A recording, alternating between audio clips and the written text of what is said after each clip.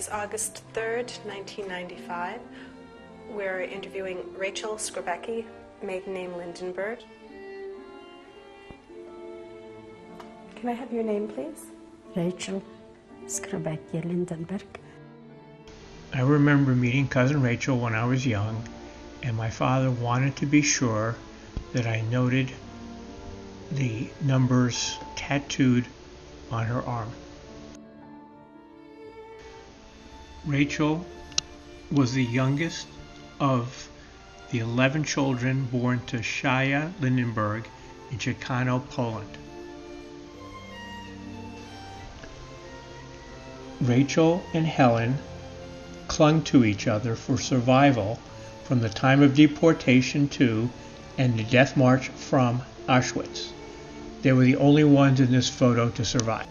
Tragically, Helen would go on to be killed by a hit-and-run driver in 1957 in Toronto. Shaya's older brother Baruch married Gitla Tauba in Horzel, which is about 36 miles north of Chicano. By the time the picture on the left was taken, the two older brothers, Morris and Hyman, had already emigrated to New York. Hyman would go on to marry Annie Wachtel. Her family emigrated from a southern city in Poland where the three oldest children were born. Annie was one of 7 children born in New York. Hyman and his first cousin, Nathan Klein, would go on to start a textile company which became extremely successful. Friends and relatives gathered in 1940 to celebrate the 25th anniversary of the company. Virtually everyone in the family was touched by Hyman and Annie's generosity. But Jaime was a very unique. He was a man in thousands. I mean, literally. The care, the way he cared about his family, about family people, was unbelievable. Let me introduce you to some of my mother's family in Poland around 1936. My mother, Ciro, is in this picture. The Germans entered Paris. My parents understood the danger. To save me, they put me in the children's home when I was about 3 years old, where my Jewish identity was hidden. There are about 29 toddlers in this picture at the children's home. So Uncle Jaime was very special. Uncle Jaime and Aunt Annie, they were like my godparents. I mean, they really oversaw that I was taken care of. They helped me go through college. They sent money for me to get an electric typewriter. They were really my godparents. Please. My name is Mark Heering. Can you spell that for us, please? Markhering. And what was your name at birth? Marek Drzewiecki. Your name, please? George Topaz. Please spell it for us. T like Tom, O like Oscar, P like Peter, A like Adam, and S like Stop. And we were sent to Plaszów. This is when I met Mark. I made my friendship with Mark, who was also from Warsaw. And we made a very strong friendship between ourselves. This is how I met George. I was in this warehouse working, which was right next to the barbed wire, so every day we were getting a container of soup from the kitchen for the people who worked in that warehouse. But we didn't need that food, we didn't want to eat it, because we were getting some good food coming from the other side, which we got for the clothing was smuggled out. So I had a big container there of food. And what should I do with it? Since we were right near the barbed wires, there were some people from the other side. They were coming close and they asking for the food. So I was dishing out that food, taking it through the wire, filling up the container and handing it back and forth. And this is when I met George, was one of them.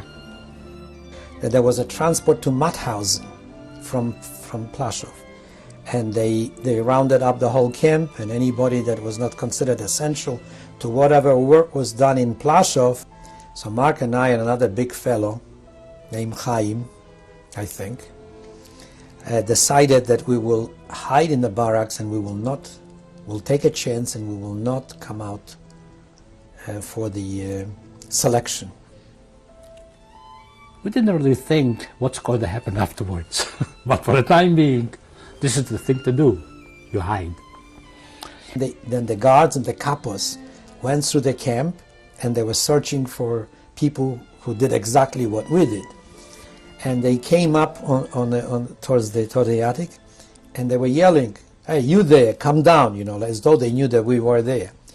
And this guy that was with us, this big fellow, Chaim, he was frightened and he was ready to give himself up. And Mark literally held him at his throat not to make a peep. And somehow he remained quiet and we remained silent, and they went away and we were left there. And there was a little nut hole on the side of it. And we looked out through that nut hole, and there was that transport train standing right there, because the train was coming right into the concentration camp. And they were loading people into those boxcars. My brother went there.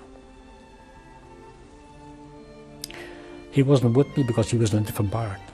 And there was this man, a civilian, standing with a hose. That was a hot day. It was a very hot day. And he was standing with that hose and having the water splashed over the sides and the roof of the boxcars, because people inside were suffocating. And we were wondering who ordered this, because the Germans were not interested in our survival and the heat was oppressive. It was very hot, and if someone is in a boxcar, then the heat is trapped under the roof of car, and it's intolerable.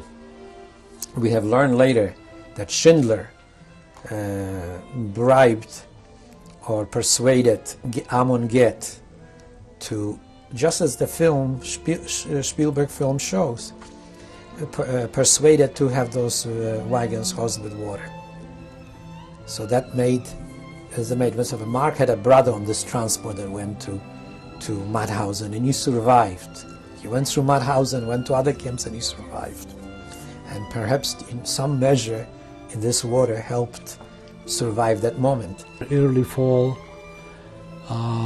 George's group left. They went to Flossenburg with the scientists. He left. One day, I am coming back to the barracks, and someone seen your friend, Mark Drzewiecki, that was his original name, Drzewiecki, has arrived in a camp, and he is in a transfer barrack or something like this. And I ran over to him, and we had a reunion that was unbelievable, tearful reunion. Until I found somebody who told me the first thing about George, that he's seen George, but he has an American uniform on. So what does he do in an American uniform? Well, I was with the army and with the CIC unit to the day that I left Germany. I was with them. I had a very wonderful reunion with Mark, when Mark brought me up to date on his experiences, also on his death march. Emigrate to the United States, and the other one was to Canada. Now, I registered in both places, and I also had to stay orphanage place where they had outside of Munich, where the registration took place. This picture was taken in Germany. We were in a place, in a kind of an orphanage, where we waited to immigrate, whether it would be Canada or United States. Whatever came first, that's what we took. Orphan, you had an easy time to be admitted into the United States, and in particular in Canada, where they had permitted 801 shot to bring in 800 orphans from Germany. Now this is where the change of my name came in, because I was more at that point than 18, although I pretended I am under 18. I had to get myself out of papers, and this is how I got with a group of 4 orphans into Canada, and I got to Toronto. How did you meet your wife? Here in Lakewood. We were in one of the Jewish youth clubs, and I seen her at the club, and actually I seen her first time in the synagogue, and I couldn't talk to her there, but then I seen her in the club, and I approached her, and we made acquaintance, and one thing led to the other, and it was a very short courtship, like from October to February, and on February 12, 1950, we were married in Brooklyn. How did you meet your wife? Through George's wife. He got married here, and his wife's best friend was my wife. You see, this is how. And I came to visit George one time from Canada, and they set up a sort of date for both of us. We met, and this was in December of 1950, and we got married in March. I was pregnant with Susie. And he said to me, when are you coming? When are you coming for a visit? This is Uncle Jaime. Uncle Jaime. He always called. Mm-hmm. And I said, well, I'm expecting. I felt uncomfortable going, and I wasn't a citizen. Uh-huh. And then he said to me, I want to ask you something. I said, yes, what? He said, Auntie Annie has a niece. She met a guy. He's from Toronto. He's a newcomer, if I would know him. I said, there are so many newcomers. How could I possibly know?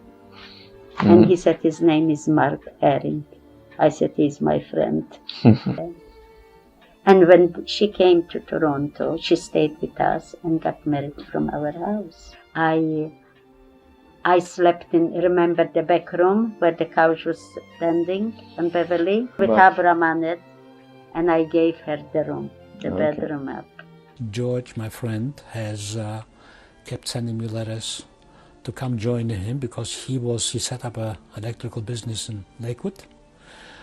And since we promised each other that if we survive the war, we should never part again, I decided to quit Toronto, and I came to Lakewood. In '89, Mark and I and our wives and 2 of their children went with us on a trip to Poland. I felt that,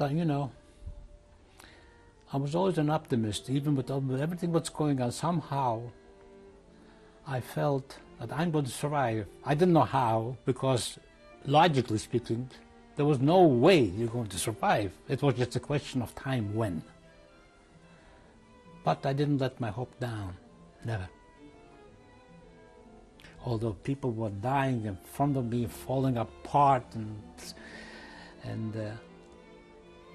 taken to crematoriums, I didn't believe it's going to happen to me. I don't know. I just cannot explain it why.